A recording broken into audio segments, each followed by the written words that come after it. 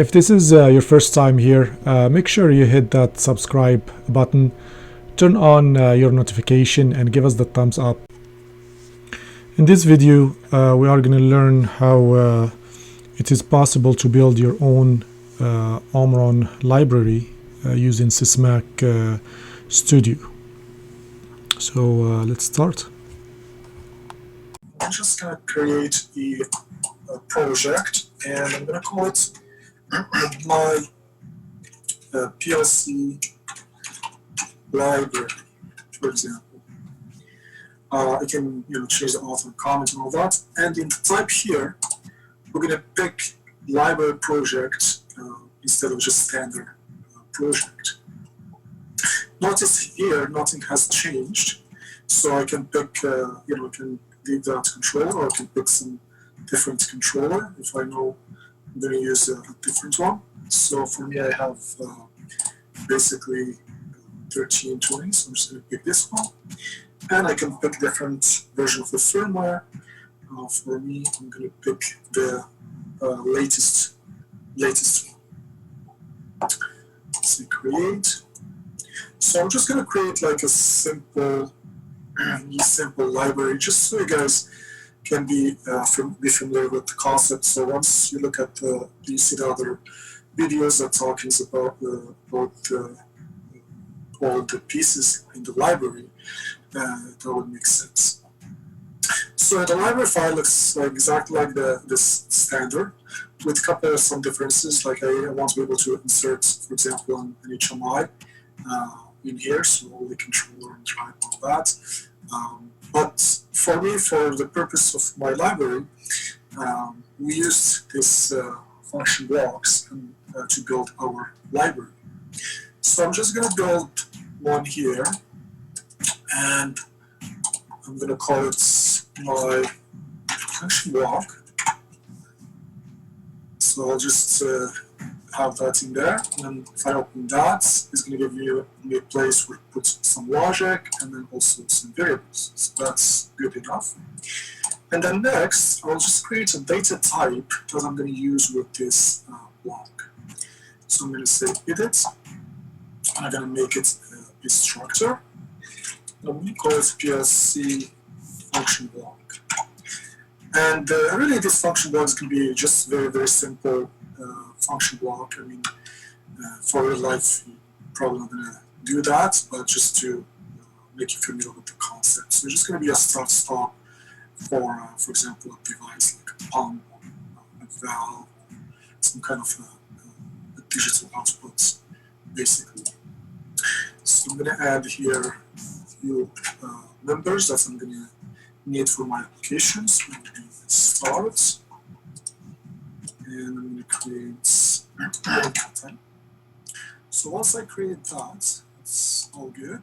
I will go to my logic here, and then in here I'm going to start to create my logic. But before doing that, I'm going to also create my tags that I'm going to need. So I'm going to create one here. I'm going to call it function block runners. You can call it whatever you want. It's going to be an inbox, and then the data type is going to be the one that we just created. And then I'm also going to create another member here. I'm just going to put it in the middle. Just put it first here, and this one is just going to be a rule.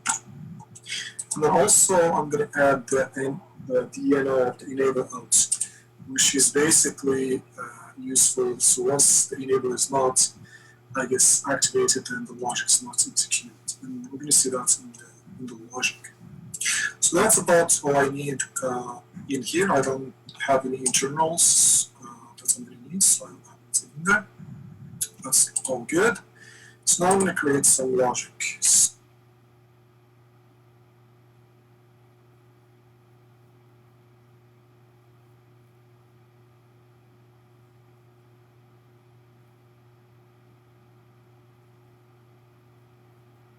So that's all about the logic I'm going to be needed. So that's all good. I'm happy with that. So next, I mean, you can create obviously your other functions and maybe some routines and all that. That would be standards. For me, I don't need all that. I'm going to delete this program. And then the next thing we're going to do is we can customize a little bit this library. So we can go to a project library in settings. And then in here, I can call it whatever I want. And this name is actually what's going to be displayed when I insert this library in my actual project. I can add the company. I can make this logic visible in the regular file or project file if I want to by basically unchecking this box in here. I can attach maybe some files, like help files and why not. So as long as they're below 1 meg, you should be okay. And then you can also include the referenced library file. If you have some file, you can basically click here to add them. So the user, when he basically goes to the library in his project, he can have access to that file if you allow it. So for me, I'm just going to keep everything default. So I'm okay with that. And then next, I'm going to basically create the library, which is what I called my file here, but I can call it whatever I want. So I'm going to need that default and save it in this location. It's fine. So this library of the PLC side, it's good. So next, I am going to open another instance of Sysmac Studio. And now we are going to create basically the library for the HMIs. I'm going to call this My HMI Library, for example. And again, in the standard here in the type, I'm going to pick the ING project this time. And I can pick the firmware that suits me, firmware version that suits me best. So create.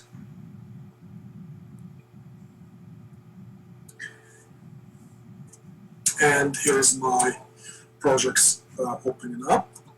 So I have configuration, and then I have the HMI side. So first, under configuration, I want to go to the collection here settings, and you can give it some description, what it's about, etc., etc. And then the publisher also. For me, I'm just going to put test. That's good enough. And then in here, where we have basically the INGs, so I can rename this to whatever name I want. So I'm just going to say this my function block. And then if I open it up, it's just going to look like an HMI screen. So that's all I have here. Next, before adding in graphics or anything, I need some data type created. So like we did in the PLC, we're going to basically mimic that in the HMI.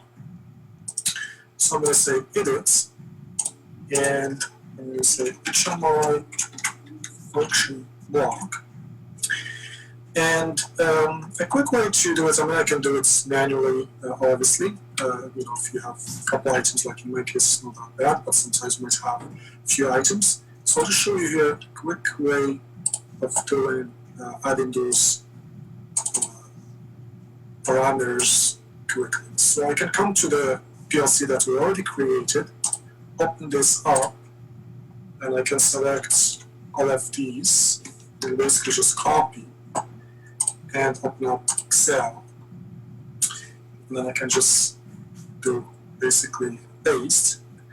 And in here we have like 1, 2, 3, 4, 5, 6 columns that correspond to all these 6 columns. But in the HMI side, we just need these 3 columns. This one here is 4 columns, so it is a good practice to add some comments. But for our demonstration purposes, kind of skipping that. So I just copied that, and then just click here, and then do paste. That's about it. So I paste the variables in here. And then notice here it's red, so it's complaining. A quick way to correct that, you can just double click on it, let it go, and then it's corrected itself. It knows that it's a large number of parameters. You could perhaps in Excel massage that also very quickly and change all the data type to the appropriate syntax. So now we created this data type here in the HMI, so that's good. Now I'm going to go back to my IAG, right-click on it, and go to User Variables. And then under User Variables, I don't need any internals variables to use in my case, or in this example, but in yours you might need to, and you have the ability to do that. So I just need basically an external. So this is what's going to be exposed to the user. So I'm going to add here, I can call it whatever I want. I'm just going to call it equipment tag. And then the data type here is going to be the HMI function block. So that's all I need in here, in this example I'm doing. And then here I can make this a bit smaller. For example, like this. And then I can add some graphics. So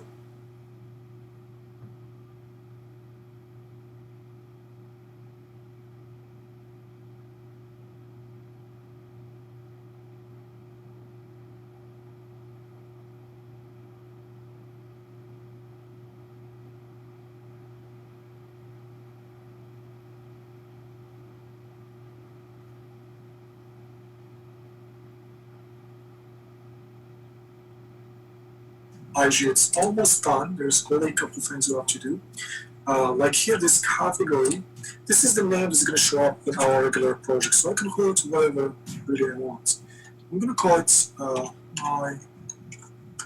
can type right, my HMI library.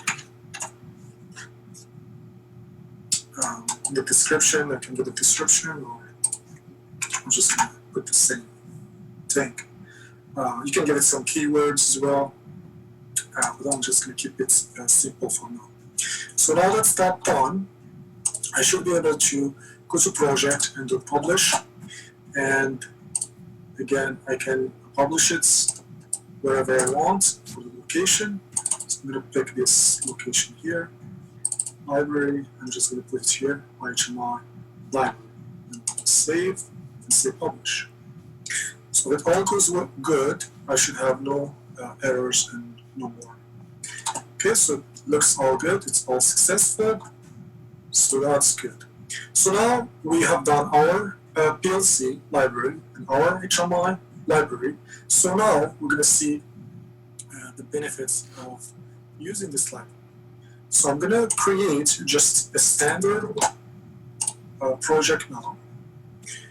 And we're going to see how we're going to take advantage of having this library. So I'm going to call this my project number 1. I'm going to keep it standard. I'm going to pick my processor 1320 because that's the one we have here to test with. Firmware, create.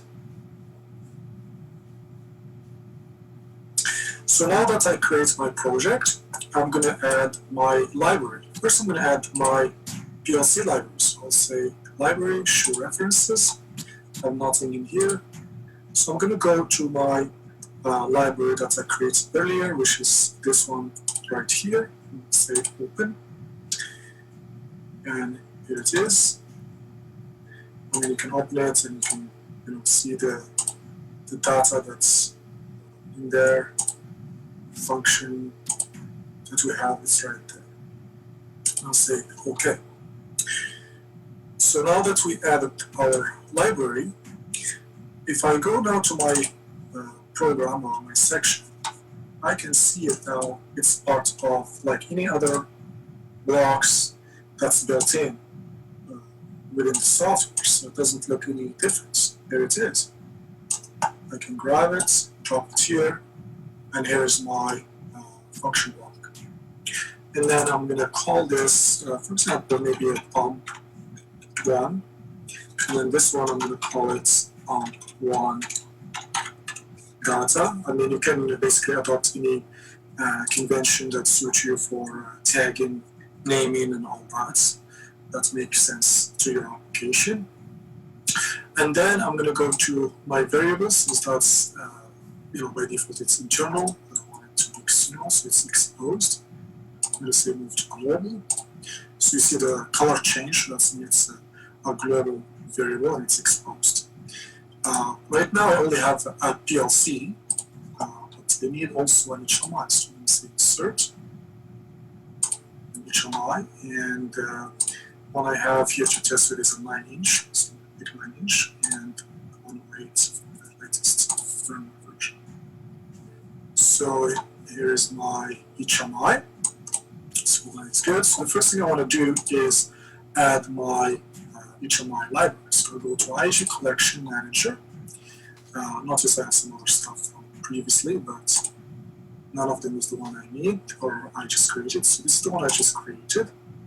Let's say add, and here it is. And I have here, checkbox already by default checked, so it shows in the toolbox. So this, again, it's similar to the PLC. Now I can close this, and I go to my HMI to open up the page. And if I look here, I'm going to find my HMI library right there. So here's my graphic I created to basically interact with that block. Just look like this. Now, next step I need to do is basically link it to my PLC. So all I have to do, really, or before doing that, sorry, there's a step I'm missing here. We have to map our PLC variable first. So here's our variable from the PLC. So I'm going to say create, and here it is. I mean, I can delete basically the new controller, so I'll just leave it on that. So now I can go to here, and all I have to do, as you see here, that tag we created in the IG, now it's shown here as an input, the behavior. So now all we have to do is basically map it to that tag. Boom, we're done. That's it. Everything is mapped. Don't have to do anything extra. That's it. So now we're ready to dump this guy to the PLC and HMI. All that is good. It's successful. Next thing we're going to do is we're going to bring this watch window just to see our data in here.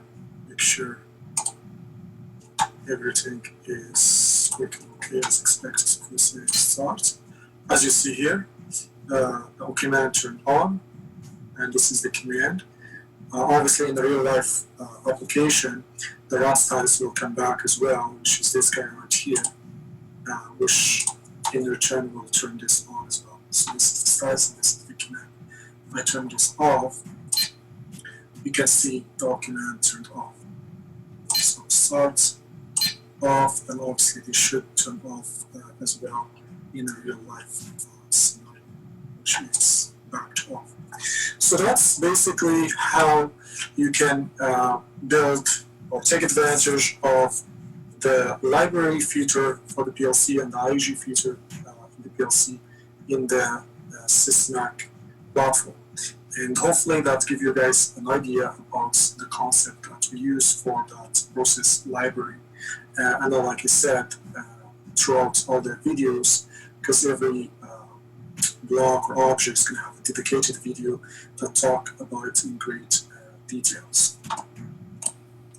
So now that we are familiar with putting together the library for PLC and HMI and get that going, we're going to see really the real benefits of having this libraries, which is basically speeding up the process, like we said in the beginning, to develop your application.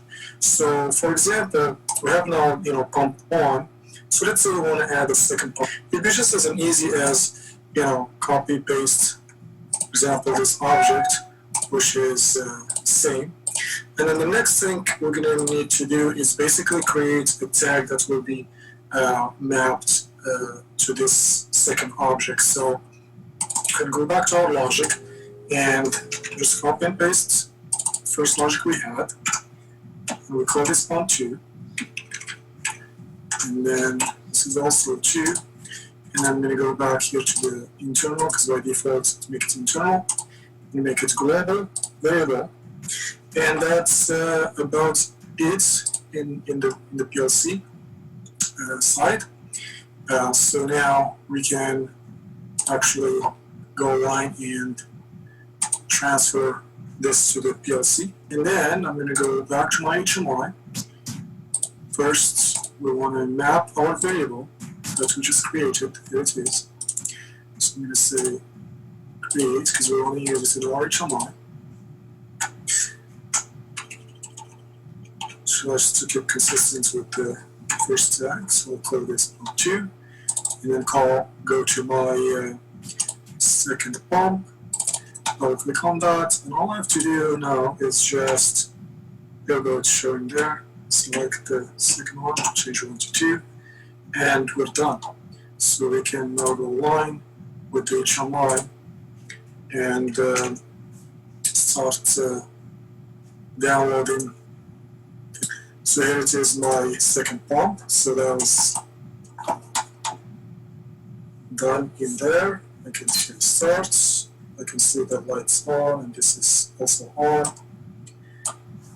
and it's off, of course. So it's all, of course, working. We don't have to basically test really that much, because all the built-in logic is already built in the library, it's already tested. So you just basically mapping the two objects together, and you're up and running. So that's the real benefit of having this kind of library. So if you made it this far, make sure you hit that subscribe button, turn on your notification, and give us the thumbs up. And again, thank you for watching.